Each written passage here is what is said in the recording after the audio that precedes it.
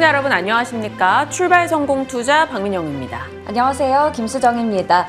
뉴욕 증시는 기업들의 호실적에 힘입어서 안도랠리를 지속하고 있는 상황입니다. 특히 넷플릭스가 쏘아 올렸죠. 근데 넷플릭스가 어제 또 강세를 보였고 반도체 관련주들, 엔비디아 등의 종목들도 일제히 상승했습니다. 기술주들이 힘을 세게 보이면서 어제 또 나스닥 지수가 1% 넘게 강세를 보였는데요. 또 시간의 거래에서는 테슬라가 실적을 발표했는데 실적이 꽤나 잘 나오면서 또 소폭 상승하는 모습을 나타내기도 했습니다. 네, 여러 이슈들 안고 있습니다. 지난 1분기 때 넷플릭스가 실적 쇼크 내놓고 네. 하루에 30% 이상 폭락하는 흐름이 있었잖아요. 이번에는 또 넷플릭스가 실적을 생각보다 잘 내놓고 시장에 힘을 주고 있습니다. 넷플릭스가 하나의 실적 등대가 돼가고 있는 느낌인데요. 오늘은 또 어떤 이슈들이 있었는지 점검하면서 국내장 전략까지 지금부터 저희와 챙겨보시길 바랍니다. 자, 일단은 지금 연준 인사들이 발언을 못하는 블랙아웃 기간입니다. FOMC를 앞두고 연준 인사들이 금융시장에 대한 발언을 안 하는 시기가 늘 있죠. 그걸 블랙아웃 기간이라고 하는데 그 시기에는 통상적으로 조금 시장의 변동을 보여왔었습니다. 지금 블랙아웃 기간에는 과연 어떤 흐름이 나올까 시장에서 나름 하나의 흥미거리로 보고 있는 내용인데요. 2월에는 7% 밀렸고 3월에는 미장이나 국내장이나 비교적 괜찮았었기 때문에 이때 한 2% 정도 올랐습니다. 4월, 6월에는 조금 큰 폭의 하락이 있었고요. 과연 이번 블랙아웃 기간엔 어떤 성과를 낼지 궁금하다라는 시각 등 있어서 짤막하게 소개합니다. 이번은 생각보다 괜찮지 않을까라는 시각이 많습니다. 왜냐하면 요 며칠 증시 분위기가 꽤나 좋기 때문인 거죠. 일단은 미국에서는 실적이 생각보다 괜찮네라는 이슈 속에 힘을 내는 지수 움직임 포착이 됩니다. 다우, 나스닥, S&P 500 모두 다 상승으로 거래 마쳤고요. 일단 출발 대비해서 분위기가 개선됐다라는 게 긍정적인 거죠. 나스닥은 1.5% 상승 확인이 됐습니다. 일단 S&P 500에서 지금 9% 정도가 실적을 내놨는데 실적 발표한 업체들의 3분의 2가 예상을 상회하고 있다라는 겁니다. 달러 강세와 인플레 우려를 딛고 생각보다 괜찮네라는 인식이 확산되면서 경기 침체 우려도 살짝 줄어들었습니다. 일단 앞서 이야기 나왔다시피 넷플릭스 실적 여파인데요. 어제 저희 브리핑에서 전달을 해드렸던 바 있습니다. 생각보다 괜찮다라는 거죠. 가입자 수가 한 200만 정도 줄 것으로 예상했는데 97만 정도 줄었다라는 겁니다. 그로 인해서 스트리밍주가 전반의 강세를 오늘 나타냈어요. 넷플릭스 7%, 디즈니, 아마존, 애플 등의 종목들까지 모두 올랐습니다. 그리고 오늘 장 이후에 테슬라가 실적을 내놨죠. 일단 EPS 보시면 컨센 대비해서 잘 나왔습니다. 6월 인도 대수도 월간 기준 사상 최대를 기록했다라고 하고요. 베를린 기가팩토리도 3월 가동했고 GPM이 흑자 레벨에 도달했다라는 소식도 들렸습니다. 3분기 실적은 조금 무난하게 사상 최대가 될 수 있다라는 기대까지 이어졌습니다. 그래서 테슬라 실적 잘 나왔네 라고 기대했는데 장 마감 이후에 그래서 좀 더 강하게 튀어 올랐다가 마진율이 근데 떨어지고 있다 이런 이야기가 나오면서 상승폭을 조금 줄이긴 했습니다. 그래도 1에서 2% 상승 정도를 유지하는 모습 확인이 되고 있죠. 자, 계속해서 좋은 쪽을 보신다면 반도체입니다. 계속해서 520억 달러 반도체 산업 지원 법안 통과 기대를 안고 있는 거죠. 7월 14일부터 미국 반도체 주요 종목들의 흐름을 한번 취합을 해봤는데요. 거의 다 좋습니다. 그리고 가까이 올수록 상승 탄력이 커지죠. 어제도 4에서 5% 상승했고요. 오늘도 AMD, 엔비디아 등의 종목들이 4% 이상 올라가는 모습 나타냈습니다. 물론 어제 삼성전자는 하락하면서 이러한 흐름에 좀 동참을 하지 못한 건 아쉽긴 합니다만 그래도 미국에서 이들 종목이 올랐다라는 게 우리에게는 항상 긍정의 재료였기 때문에 오늘 한번 지켜봐야 될 것 같습니다. 자, 또 어제 나왔던 데이터 중에 하나인데요. 짤막하게만 본다면요. 중국에서 6월 휴대폰 출하량이 공개가 됐습니다. 그런데 나름 의미가 있었던 게 올해 처음으로 플러스권을 기록했다라는 거죠. 올해 보시면 계속해서 마이너스대였어요. 일단 지난달은 마이너스 9.4였습니다. 그런데 이번에 플러스 9.2 정도로 플러스권에 들어갔다라는 소식이 나타났고요. 블룸버그 통신에서는 내용을 들여다보니까 아이폰 중심으로 판매 데이터가 좋았다라고 얘기합니다. 그렇다면 오늘장에서 또 아이폰 관련주들 시세가 있을 수 있을지 점검이 필요할 것 같네요. 자, 여러 이슈들 담아봤고요. 이제 종목 섹터 이야기로 들어가 본다면 어제장에서는 모처럼 콜드체인이라는 단어를 많이 들었던 것 같아요. 네, 콜드체인 참 오랜만에 듣는 것 같아요. 네. 거의 한 2년 만에 듣는 것 같다. 이런 생각도. 백신 얘기 나올 때 그죠? 맞습니다. 바로 오늘부터 콜드체인 의무화가 적용이 되기 때문인데요.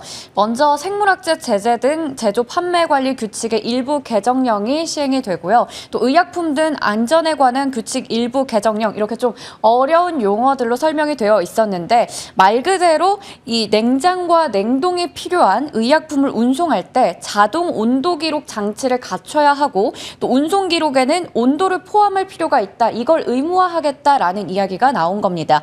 위반 시에는 판매 정지나 허가 취소 같은 행정 처분이 떨어진다고 합니다. 먼저 콜드체인 또 간략하게 한번 용어 정리를 해봤습니다. 농축수산물이나 식료품, 의약품 같이 온도에 좀 민감한 쪽을 유통하는 과정 전반적으로 온도를 낮게 유지를 하겠다. 신선하게 이 품질과 안전을 보장한다라는 저온 유통 시스템을 콜드체인이라고 합니다. 그래서 어제 콜드체인 관련주들이 일제히 주목을 받았고요. 강한 시세를 나타냈는데요. 오랜만에 보는 종목들 많습니다. 대한과학이 어제 또 상한가를 기록했죠. 대한과학은 정말 대표적인 콜드체인 관련주죠. 또 AD칩스, 태경케미컬, 서린바이오 등등의 종목들이 강한 흐름 나타내는데요. 이 기업들마다 왜 콜드체인 관련주로 불리고 있는지 살짝 정리를 또 해봤습니다. 대한과학은 초저온 냉동고나 프리미엄 연구 실험 장비 등을 생산하고 있고 AD칩스도 냉장고를 납품하고 있고요. 그리고 태경케미컬은 드라이아이스 점유율 1등을 기록하고 있기도 하고 또 진만쌤이 한창 또 더위 관련주로 추천해서 수익을 냈던 그런 종목이기도 합니다. 이외에도 아이텍 같은 종목들이 속해 있다는 것을 확인할 수가 있습니다. 근데 앞서 저희가 오랜만에 콜드체인 듣는다 이 얘기를 했었는데요. 이 콜드체인 관련주들이 오른 건 이번이 처음이 아닙니다. 한 2년쯤 전인가요? 1년 반쯤 전인가요? 2020년 10월에 한창 백신 접종을 의무적으로 막고 있을 당시에 아마 백신 접종 이후에 사망한 사람들이 늘어났다 뭐 이런 소식들이 많이 나왔습니다. 그러면서 이 백신을 보관하고 또 운송하는 과정에서 문제가 있었다라는 얘기가 나왔고요. 냉동고나 콜드체인 관련주들이 또 부각을 받는 시점이 있었습니다. 바로 이때쯤이었는데 이때는 한창 대표주로 대한과학이나 일신바이오 같은 종목들이 강한 흐름을 나타냈습니다. 하지만 그리고 나서는 사실 콜드체인이란 말이 쏙 들어갔다라는 생각이 들 정도로 주목을 받지 못했고요. 또 일신바이오 같은 경우에는 작년 4월쯤에 상장 폐지 사유가 뭐 나타났다 이러한 또 이슈가 좀 불거지면서 현재는 거래 정지에 들어가 있는 상황입니다. 그렇다면 이 콜드체인 관련주들 10월 달처럼 잠깐 올랐다가 다시 또 주목을 못 받는 것인지 아니면 이번에는 관련한 법 자체가 개정이 됐고 이 부분이 비단 의약품뿐만이 아니라 유산균이냐 안약 같은 쪽에도 좀 확대 적용이 되면서 약국 대란이 나타날 수 있다 이런 얘기도 있거든요. 그래서 관련주들에 대한 투자 전략 어떻게 세워보면 좋을지 이들 종목 중에서 탑픽 종목은 어떤 걸 체크해보면 좋을지 이야기 나눠보겠습니다. 네, 좋습니다. 콜드체인 관련한 종목들 어제 테마 상승률 상위권에 자리를 했던 만큼 수정 앵커가 이 개념부터 해서 과거 흐름까지 잘 짚어주셨는데 이에 대한 전략 잠시 후에 나눠보도록 할게요. 자, 그리고 어제 모처럼 반가웠던 대형마트 종목들의 상승이 있었어요. 네. 그 이야기 좀 살짝 풀어보고자 합니다. 정부의 새로운 소통 창구인 국민제안이라는 게 있습니다. 여기에 우리가 청원을 한다던가 제안을 한다던가 여러 내용 등을 올릴 수 있는데요. 정부 측에서 그 안에서 생활 밀착형으로 조금 많은 이들이 관심을 두고 있는 이슈 10가지를 뽑았습니다. 우리 다 한 번씩 생각을 해봤던 내용들일 것 같아요. 대형마트 의무 휴업 폐지 혹은 9,900원으로 대중교통 무제한으로 쓸 수 있는 카드를 나오고 한다던가 혹은 휴대폰 데이터 누적 2월 제도 등 뭐 우리가 생활하면서 이런 거 한번 있었으면 좋겠다라고 생각하는 것들이 건의가 됐고요. 이 중에서 오늘부터 딱 시작을 해서 10일 동안 투표를 해서 3건을 선정하게 됩니다. 그리고 그것을 국정에서 반영하는 것으로 좀 추진을 하겠다. 이런 취지가 어제 발표가 됐죠. 그중에서 가장 많이들 원했던 게 이거라고 하네요. 대형마트 의무 휴업 폐지. 이 소식에 대해서 좀 살펴보죠. 2012년도부터 벌써 10년 동안 이뤄졌었네요. 저도 깜짝 놀랐습니다. 전통시장과 골목상권을 발전시키기 위해서 대형마트 월 2회 의무 휴업 그리고 밤에 오전 10시까지 영업을 제한하는 움직임을 그동안 가져왔었죠. 시행되고 나서 취지는 좋으나 실효성이 있느냐 여러 가지 논란 등은 있었습니다. 이 부분에 대해서 이제 폐지가 되지 않을까라는 일부 기대감이 등장하며 어제 시세가 났습니다. 넘겨보시죠. 이마트가 무려 8%나 올랐어요. 롯데쇼핑도 4%. 이 노란색 차트가 이마트거든요. 정말 계속해서 올해 좀 부진을 겪었었는데 어제 고개를 빼꼼 들어 올렸습니다. 무거웠던 이마트를 들어 올릴 만한 뉴스인데 과연 이게 연속성을 띌 수 있을지는 지금 기대하고 있는 이슈가 잘 진행되어야 하는 거겠죠. 만약에 된다면이라는 가정을 갖고 시장에서는 기대를 하고 있습니다. 된다면 초긍정의 시나리오라는 거 주의하시길 바랍니다. 이 대형 마트에 의무 휴업이 없어진다라고 간다면 일요일 총 매출 그리고 월 2회 이걸 12개월로 본다면 연간 한 7천억 원에서 1조 정도 이득이 잡힌다라고 합니다. 그리고 이게 만약에 더 나아가서 내년 1월 1일부터 시행이 된다면 내년 이마트 영업이익 추정치는 20% 그리고 롯데쇼핑의 영업이익 추정치는 11% 정도 상향 조정될 수 있다라고 대신증권에서 추산 의견을 내놓기도 했습니다. 이 내용들이 잘 이루어졌을 때입니다. 하지만 그동안 낙폭 과대 종목이었던 만큼 그리고 많은 이들이 대형마트 의무 휴업을 해제하길 원하는 만큼 가능성을 좀 보고 있는 듯한데요. 주의는 필요합니다. 이 이슈를 제외하고서라도 대형마트 관련 종목들 낙폭 과대로도 접근이 가능할 것인가 전략 잠시 후에 채워보도록 하겠습니다. 자, 가나 확인을 좀 해본다면 어제도 또 우영우 했잖아요. 네. 그러면 우영우 방영을 앞두고 꼭 주가가 좀 올라가더라고요. 맞습니다. 사실 어제가 5회였나요? 어제가 6회인가요? 7회인가요? 7회예요. 이제 아직 절반도 하지 않았는데 방영을 할 때마다 이렇게 올라가는 걸 보면서 네. 하반기에도 확실히 에이스토리의 주가 좀 기대된다 이런 생각도 들었는데요. 앞서 저희 계속 전해드렸던 게 바로 이쪽이죠. 넷플릭스의 실적이 나왔는데 글로벌 구독자 수가 97만 명 순 감소했습니다. 기존의 예상치가 200만 명 감소였는데 네. 이걸 훨씬 더 선방한 수준으로 나왔는데 여기서 북미나 유럽은 빠졌는데 아시아가 확실히 입김을 불어줬습니다. 110만 명이 오히려 늘어난 건데요. 거기다가 넷플릭스에서는 아시아 쪽에는 계속해서 지원을 하겠다 이런 얘기도 한 바 있었죠. 거기다 K 콘텐츠 하반기에도 이렇게 우영우, 고스트 닥터, 블랙의 신부 등등이 줄줄이 흥행을 할 것으로 예상이 되고 있는 상황입니다. 그래서 K 콘텐츠 제작사의 협상력이 강화된다면 판매 가격이라던가 수량이 증가할 수 있다라는 증권가 전망들이 나오면서 네. 관련주들은 또 힘을 받아갔습니다. 그러니까요. 이게 한동안 꽤 올라왔기 때문에 네. 정말 가나 안 가나 이 대목이 좀 적합하지 더 않나. 가나 안 가나. 네, 그런 생각이 네. 들어요. 일단 쉽게 생각을 해본다면 그거예요. 우리 아시아권에서 특히나 한국에서 넷플릭스 많이 보고 또 잘 만들고 그러니까 관련한 콘텐츠들 영향력 더 있느냐 없느냐일 겁니다. 잠시 후에 이 또한 체크를 좀 해보도록 할 거고요. 오늘의 관전 포인트는 이 콘텐츠 주식과 더불어서 미국에서 루시드 리비안과 같은 전기차주 올랐고요. 테슬라도 실적이 나왔는데 마진율은 아쉽다곤 하나 그래도 좀 호실적입니다. 이게 어떻게 반영이 될지 체크하시고요. 오늘 현대차 실적 나오는 날입니다. 꼭 관련주들 점검하시길 바랄게요. 자, 여러 이슈 담아서 출발해 보겠습니다. 지금부터 함께 하시죠.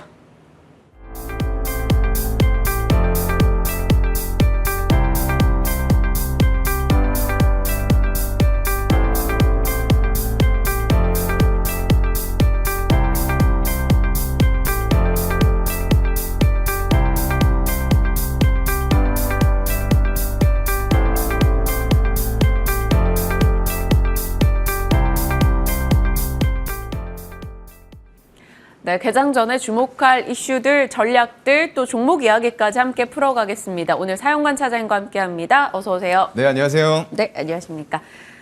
생각보다 실적이 괜찮게 나왔다라면서 뉴욕장이 좀 분위기가 계속 맞아요. 좋습니다. 네. 국내장 영향 어떻게 보시는지 네. 관전 포인트 잡아주세요. 글쎄요, 아직까지는 미국 시장은 좀 인플레이션이라던가 이런 경기 침체 우려는 아직은 안 받고 있는 것 같아요. 근데 이제 문제는 하반기 이후가 될 것 같고요. 그래서 이런 부분들이 결국에는 실적에 의해서 약간 변동성을 크게 일으키면서 하루 올랐다가 또 하루 내렸다가 이런 장세들이 계속 펼쳐질 수도 있는 약간은 좀 투기성 자금들이 움직이는 구간이 아닌가라고 좀 생각이 되고요. 일단은 기술주 중심의 어떤 나스닥 쪽의 강한 랠리들이 펼쳐지고 있어요. 최근에 시장 보면은 우리나라에서도 수급이 딱히 동반이 되지는 않았는데 물론 이제 코스피 단에서는 전기전자를 조금 꾸준히 사는 모습을 보였는데 또 최근에는 매도세로 돌아섰죠. 그만큼 연속성은 아직까지 갖추지는 못했으나 업종별로 순환매가 굉장히 빠르게 돌고 있어요.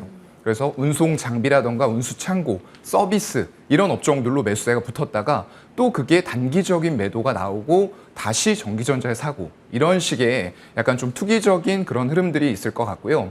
코스닥 같은 경우에는 지금 나스닥의 랠리를 조금 따라가는 그런 모습들이에요. 여기에 바로 수급들이 어떤 코스피 대비해서 더 좋지는 않습니다. 그럼에도 불구하고 지수는 일단은 꾸역꾸역 좀 상승을 해나가는 분위기예요.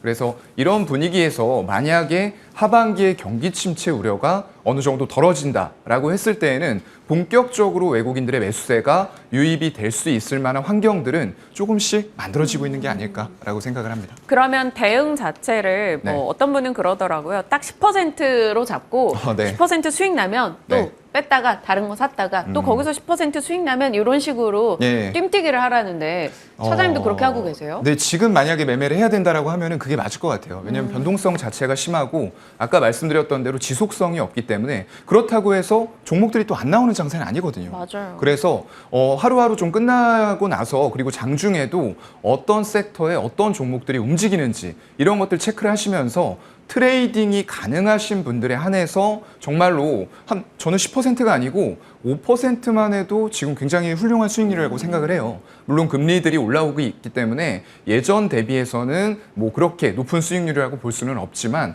그래도 정말 단기적으로 이 정도의 수익률을 낼 수 있다라고 하면은 지금과 같은 시장에서는 좀 괜찮은 전략이라고 생각을 합니다. 네, 좋습니다. 아직까지 완연히 맘 놓기에는 조금 이르다 보니까 네네. 그런 전략을 권해주신 것 같아요. 자, 이제 섹터로 들어가 보겠습니다. 오랜만에 콜드체인 얘기를 나누고 있는데 콜드체인 의무화가 바로 오늘부터 진행이 됩니다. 어제 뭐 올라가긴 했습니다만 맞아요. 이 네. 수혜기업 어디로 추려보세요? 글쎄요. 일단은 콜드체인이 좀 부각이 됐던 게 코로나 백신 운송 과정에서 굉장히 좀 그 규정을 어기는 그리고 규정에 제대로 마련이 돼 있지 않다 보니까 좀 불법적인 일들이 많이 일어났더라고요. 보게 되면은 일단 상온 노출 사고가 있었어요. 그래서 기존 규정에 굉장히 허점이 있다라는 부분들을 보완을 하면서 일단은 식품, 약품 제재라던가 의약품 이런 쪽들을 운송할 때 냉장이라던가 냉동, 보관 이런 시스템들을 반드시 필수적으로 해야 된다라는 부분들이 마련이 되고 있는 게 이제 콜드체인이고요. 원래는 이제 식품 쪽에 많이 쓰였던 용어예요.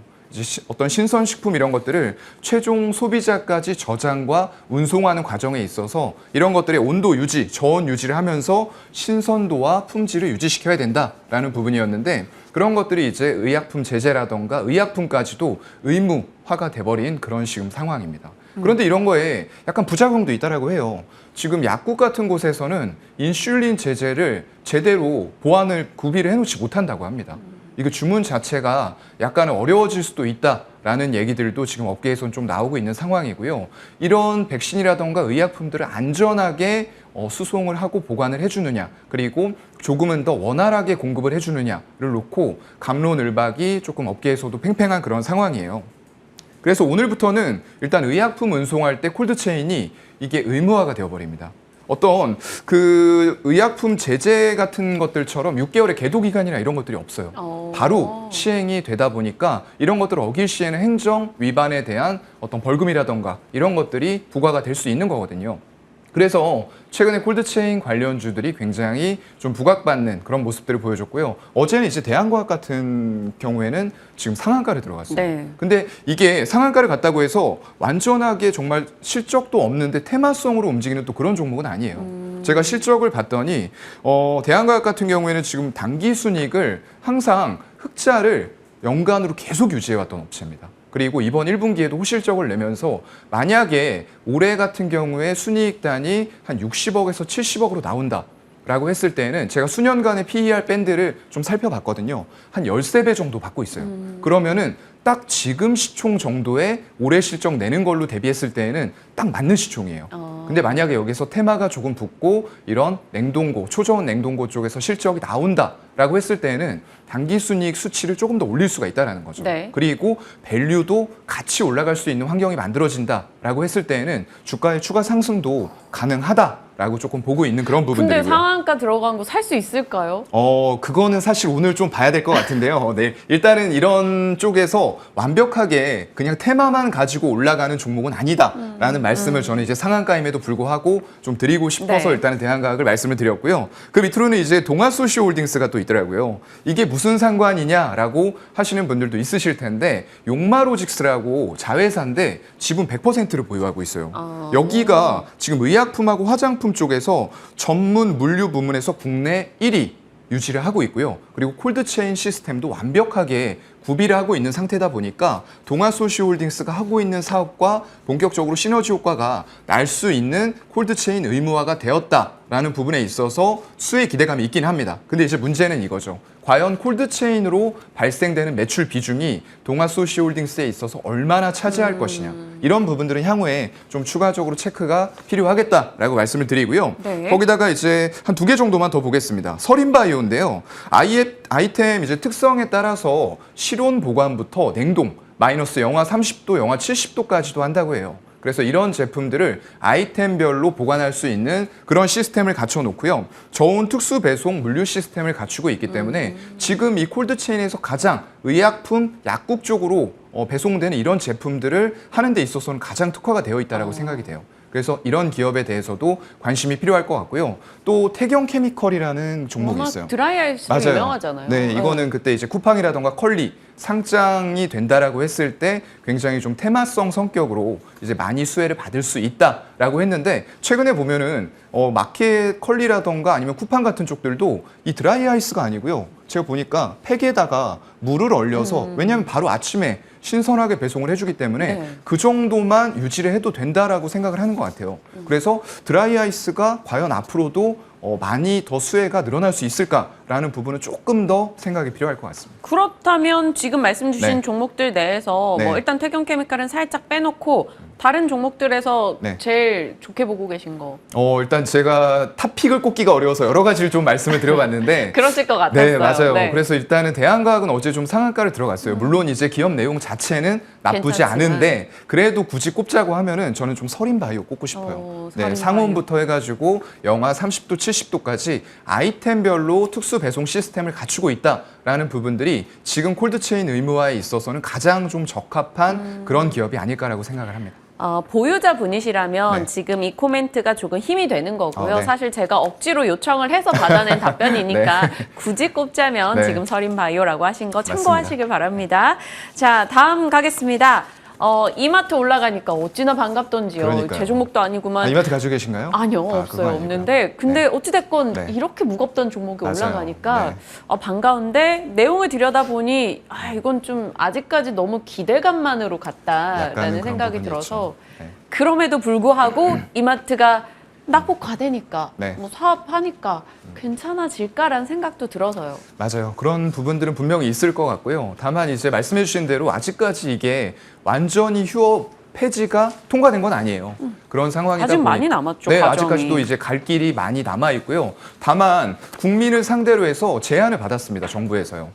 그런데 국민들이 원하는 게 이런 대형마트의 월 2회 의무 휴업을 폐지해달라라고 신청을 한 거예요. 그만큼 이제 전통시장이라던가 다른 대체 수단이 있겠지만 그럼에도 불구하고 이런 마트 같은 곳에 갔을 때 편의성이라던가 이런 부분들을 소비자들이 원하고 있다라는 겁니다. 그렇다고 하면은 결국은 정부 정책이 뒷받침이 되어야 되는 부분이거든요. 근데 이런 정부 정책 부분들은 생각보다도 굉장히 큽니다. 어떤 원자력이라던가 지금 정부에서 해오고 있는 뭐 110개 국정 과제 이런 것들 관련해서 테마성 움직임들로 주가의 등락이 굉장히 많이 일어나잖아요. 그래서 여기에서도 역시나 무겁긴 하지만 봐야 되는 것은 맞다라고 좀 생각이 되고요. 그래서 이런 부분들이 결국에는 10년 만에 만약에 폐지가 되는 게 현실화가 된다. 라고 했을 때에는 각 점포별로 매출이 한 10% 정도는 업이 될 것이다라는 리포트들이 나오고 있어요. 네. 그래서 이마트 전체로 봤을 때에는 한 1,700억의 매출 증대 효과, 그리고 롯데마트는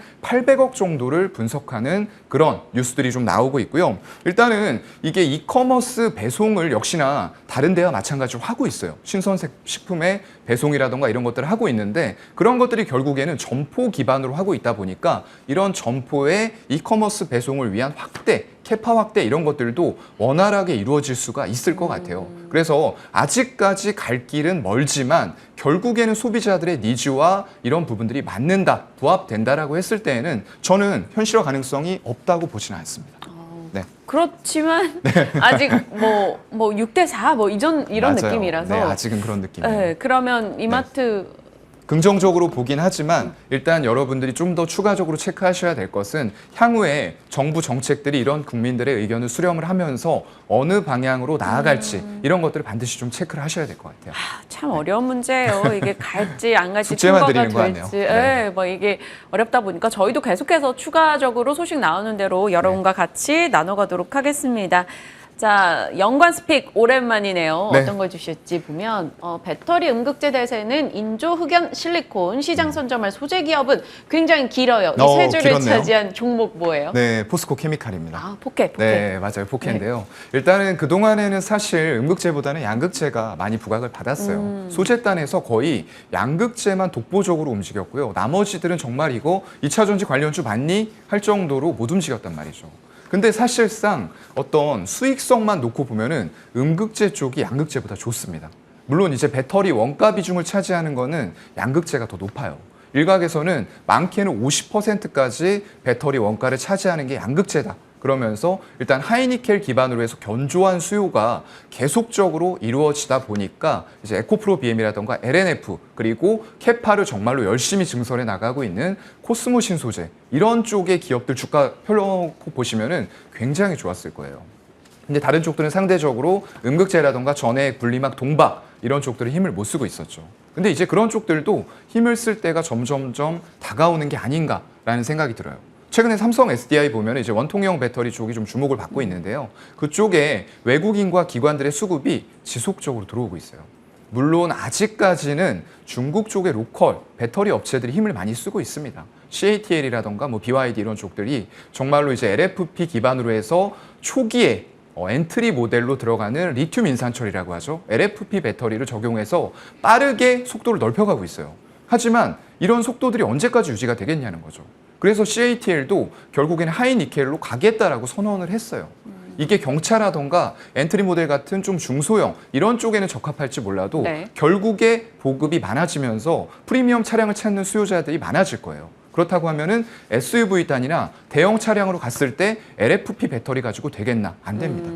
그래서 결국에는 하이니켈로 갈 수밖에 없는 그런 과정이라고 보이고요. 그런 쪽 관련해서 우리나라에 정말로 밸류체인이 잘 돼 있어요. 아까 말씀드렸던 양극재, 음극재, 전해액, 분리막, 동박 다 있기 때문에 이런 기업들은 지금 바닥에서 주가가 많이 올라왔다라고 해서 안 보시면 안 돼요. 꼭 항상 이런 2차 전지 말씀드리면 이거 바닥에서 많이 왔는데 또 사라고요? 이런 반응들이 많이 나오거든요. 근데 그때 상황과 지금의 상황은 너무나도 달라요. 여러분들이 이 산업의 크기 자체를 먼저 보시고 향후에 얼마만큼 이게 더 발전해 나갈 수 있는 여력이 있는가. 이제 보급률 10%도 안 됩니다. 결국에는 이게 90%, 100%까지 가겠죠. 그런 과정에서 숫자가 커지는 것도 같이 밸류화 보셔야지 단순히 바닥에서 많이 올랐다고 해서 외면하시면 정말 큰 수익을 놓칠 수가 있는 거고요. 아까 여기 말씀해 주셨던 대로 일단은 23년에 얼티엄 셀 지향 NCMA 양극재라던가 음극재 이런 쪽들까지 천연 흑연 쪽으로 해서 주행 거리를 더 키우고 그리고 출력을 키울 수 있는 이런 쪽까지도 신사업 진출을 하고 있기 때문에 또 하나가 이제 양극재와 음극재를 동시에 하고 있는 부분이에요. 이거는 지금 이런 업체가 없습니다. 그렇기 때문에 프리미엄 요인을 주는 거는 당연하다라고 생각이 되고요. 앞으로 점점 더 커질 네. 2차 전지, 자동차 산업과 관련돼서 포스코 케미칼 지금 자리에서 매수하기에도 좀 적당하다라고 생각이 됩니다. 어제 한 4% 올랐어요. 11만 8천 원. 목표 라인 주신다면요? 글쎄요. 일단 아직까지 펀더멘탈이 완전히 돌아선 건 아니기 때문에 시장은 또 흔들릴 수가 있어요. 그래서 지금 당장 막 접근하는 것도 괜찮긴 합니다. 근데 물론 이제 저는 약간 눌림목 쪽에서 사는 부분을 말씀을 드리고 싶고요. 네. 그렇다고 하면 매수가 한 10만 원부터 현재가까지 분할 매수하시면서 접근하시고요. 1차 목표가는 13만 5천 원, 그리고 2차 목표가는 17만 5천 원까지 보고 향후에 숫자 커지는 거 보면서 추가 상향도 가능할 것 같습니다. 요거 저희가 AS 해나갈 수 있으면 좋겠다라는 생각이 드네요. 짤막하게 AS 하나만 할게요. 네. 에코프로 7월 18일에 저희 방송에서 말씀을 주셨는데 맞아요. 20% 정도 수익이 나 있고 어제장에서도 네. 흐름이 괜찮았어요. 네.